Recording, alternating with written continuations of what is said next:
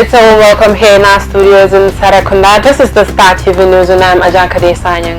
In the headlines tonight, the Director of Health Promotion and Education in the Gambia dismisses an audio circulating on WhatsApp that the deadly coronavirus has been reported in the Upper River region of the country as false and fake. Sandika dumping area causing havoc to vendors.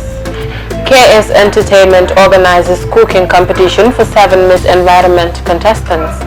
Belen FC clinched Kanilai Peace Tournament. On the international scene, Malawi top court's annual presidential election results. South Sudan flooding worsens humanitarian crisis. Plight of migrant workers in Lebanon worsens. Those were the headlines. Now the news in detail.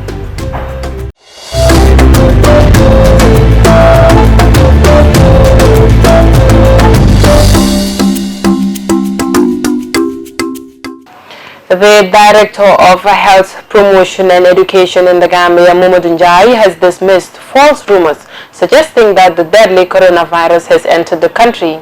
The health official said on Monday that the Ministry of Health noticed an audio circulating on WhatsApp claiming the deadly coronavirus has been reported in the Upper River region of the country. This is not true, noting that there is no suspected case in the country and there is no cause for alarm. Bintakoli reports. Njai made the statement alongside the Minister of Health and Social Welfare, Dr. Amadou Samate, who were at the Banjul International Airport to inspect public health facilities and ensure effective preventive measures against the virus. The minister was out to see the ongoing screening process for passengers arriving at the country's airport from different destinations around the world. The passengers are being tested with sophisticated devices and need to apply sanitaries before they are allowed to enter the airport's arrival hall for immigration clearance. The minister said the coronavirus is a global concern and there was need to ensure preventive measures for the country. The same screening processes and procedures are going on at all our border points, he said. The ministry is closely monitoring the situation and will act accordingly. The ministry, through the Public Health Emergency Operations Center, has since conducted orientation exercise for staffs from Health, Agriculture, Custom Department, Food Safety and Quality Authority and the Immigration Department at all border points to handle the situation. Jacqueline Coley, Star TV News. The Ministry of Health said in a statement on its official Facebook page on Monday, the Honorable Minister of Health, Dr. Ahmadu Lamin Samate, on Monday, 3rd February 2020, presided over the inauguration of the National Health Emergency Committee, charged with the responsibility to coordinate the implementation 2019 NCOV on novel coronavirus in the Gambia. The National Health Emergency Committee is multi-sectoral in nature, comprising of government departments and agencies, non-governmental, private sector and civil society organizations. The main objective of the National Health Emergency Committee is to ensure the overall coordination and mobilize the needed resources for the coronavirus preparedness and response operations at national and regional levels. The National Health Emergency Committee will be supported by the various subcommittees, namely the epidemiological investigation, surveillance and laboratory testing, media risk communication, social media mobilization and community engagement, clinical case, management of patients, logistics and safety, and psychosocial support and research. The message ends. The market vendors at Sandika in Sarakunda complain of the area being used as a dumping ground, which is causing them serious havoc for their businesses and health conditions. Jacqueline Coley visited the area and she files in this report. Mariama Job said the dumping site is a great worry for her because she sits right beside it due to insufficient stalls and space available at the Sandika, but said it will be a big achievement if the dump is completely removed. She revealed that the dump site sometimes stops customers from getting inside to buy goods from them because of the bad smell coming from the dump site. She added that they were very happy when the KMC provided them with a dumpster, but that didn't change anything. Mr. Suleiman Dow, one of the vendors, also complained that during the rainy season, they usually fall sick due to the unhealthy conditions of the market. Salu Jallo, applauded KMC for a job well done, adding that they need to put in more efforts to ensure that the market is in good condition to operate. Jacqueline Coley, reporting for Star TV News. KS Entertainment organized the cooking competition among 7 Miss Environment contestants on Tuesday at Divas Restaurant around Mariamukunda Junction. The competition is aimed at showcasing the contestants' talents in cooking. Mariamadam files in this report. KS Entertainment is an organization founded by Miss Kadi Samate, a seasoned beauty queen who represented the Gambia in both national and international platforms, winning notably. The organization is formed with the solid desire of giving back to the community through arts, culture and pageantry.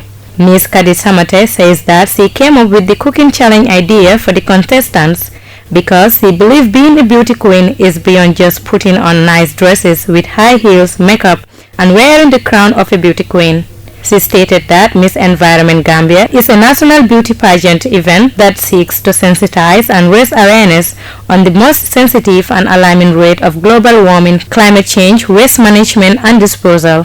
Ms. Samate believes through pageantry, Miss Environment, they will be able to give back to the community. She added that it will be a night full of glamour, educative and entertainment at the same time, addressing the most prevailing issues affecting the environment. Ms. Kadi further revealed that the winners and runner-ups from this event will represent the country in numerous international competitions, thus availing them career opportunities. 30% of the profit would be donated to the Birkama Health Center, Maternity Ward and Children's Unit, she added. The show is slated on Saturday, which is expected to feature 7 female models to display God-given creativity in talent, fashion and promotion with special focus on environmental protection. The cooking challenge winners will be announced on the same day. Mariamadem, reporting for Star TV News. Balen FC won Fafa FC 1-0 in Court C to clinch the trophy of the Peace Tournament organized in Kanilai, Foni Kansala on Saturday at the Kanilai football field. The goal was as a result of Suleiman Bojang's powerful strike from just inside the box. The tournament is meant to foster unity and harmony within the people of Kanilai and other neighboring villages. 8 villages, Kanilai and the 4th Infantry Battalion took part in the tournament. Omar Job reports. The match was very tense as both teams never wanted to concede first. The first half saw several goal scoring chances, but no goals was registered. However, Balen took the lead 10 minutes before time. Suleiman Boyan's powerful strike from just inside the box sent the traveling Balen fans into wild jubilations. Fafa FC tried to get back into the game, but it was rather too little too late for them. Boyan's strike settled it all. The match ended 1-0 to Balen as disappointed Kanilai fans went home moody. After the game, Star TV caught up with the assistant coach of Fafa FC, Famara Baji, who said his team was unlucky. To him, his players did all that they could. Okay, the game was okay, and then the players also they did well, but we are not just lucky to score them as they did, but also the fans also did well because they supported. They were on both sides cheering, and then the game was okay, and then the players also, I would just say that they did well. Mr. Baji believes that his team will come back stronger next year. The head coach of the winners, Balen FC, Sanasanyang, says his teams always score goals. To him, the first half performance of his boys was poor. He had to do something in the second half to score goals, and it worked. Masane Jayo, chairman of Kanilai Sport Committee, explains to Star TV why his committee decided to name the tournament as Peace Tournament. Mr. Jayo said at least 95% of the objectives set up by the committee have been met. The teams have been very cooperative, and it shows that football is developing in the area. The winners, Balen FC, went home with a trophy and a cash prize of $8,000, while the runners-up were given a consolation prize of $6,000. Best player of the tournament was Lamin AP Tamba of Fafa FC. Most outstanding goalkeeper was Hatabu Sanyang of Balen. Leading goal scorer was Landin Baji of Balen, while GKS FC were awarded the most disciplined team. Omar Job, Star TV News. We'll be going for a short break and we'll be right back with the international news. Please stay tuned.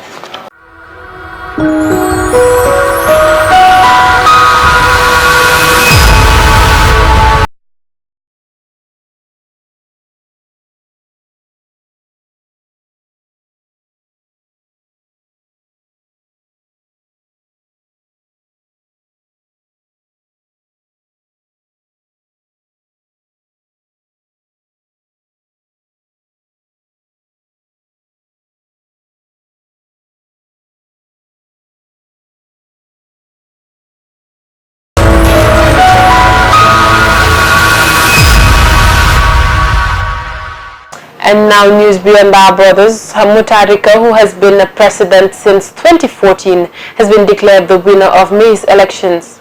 A new presidential poll must now be held within 150 days. Al Jazeera's Harun Mutasa reports from the capital, Lilongwe. It was a unanimous decision. 5 Constitutional Court judges nullified May's presidential election result, saying Peter Mutharika did not win a second term. Fresh elections have to be held within 150 days. Opposition leaders who were caught welcomed the ruling. We're happy with the judgment. Justice has prevailed, and we shall make further comments after reading the final judgment. Thank you. We came to seek justice, we just got it. Celebrations erupted in opposition strongholds. Judges said there were too many inconsistencies in May's election. Some people may have voted more than once. There was ballot stuffing, and some figures were changed using typewriter correction fluid. Holding another election in a few months will be a logistical nightmare. Opposition supporters say they want guarantees that there will be no repeat of the widespread irregularities and vote rigging that damaged electoral credibility. In 2017, Kenya's Supreme Court annulled that country's presidential election because of irregularities. Malawi is now the second sub-Saharan country to have a presidential vote overturned. There will no longer be an attempt by any other party in the future, possibly, to simply do certain things underhand. And it will also emphasize the point that you need to go back and invest into our electoral system. Should we continue on the first past the post? Or we should now start looking at 50+1 or any other system that would eventually secure or assure of a free and fair election. For months there have been demonstrations in several parts of the country over May's disputed election. Some of those have been violent. Mutharika's ruling DPP party can appeal the constitutional ruling at the Supreme Court. No one from the party was willing to go on camera after Monday's Constitutional Court ruling. The country is tense. Earlier on Monday, the streets of the capital Lilongwe were eerily quiet. Many people chose to stay at home, not sure what's going to happen next. How a rerun of elections is handled could improve or deepen Malawi's political and economic crisis. Harun Mutasa, Al Jazeera, Lilongwe. The World Food Programme is warning that the number of people in need of aid in South Sudan will increase this year.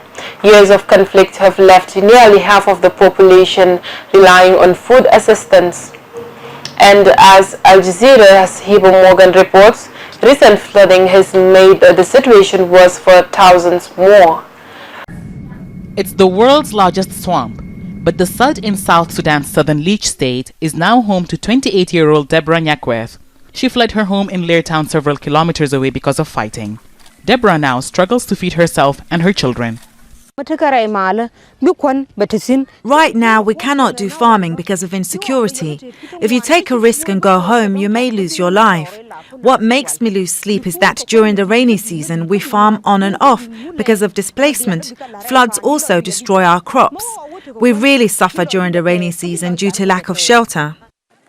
Deborah and her kids are now among the 7.5 million people out of South Sudan's 11 million population who rely on food aid. Years of fighting that started in 2013 and was largely brought to an end after a deal in 2018 resulted in nearly 4 million people being displaced. Many had to abandon their farms, which has led to food shortages. And last November's floods have made worse an already dire situation.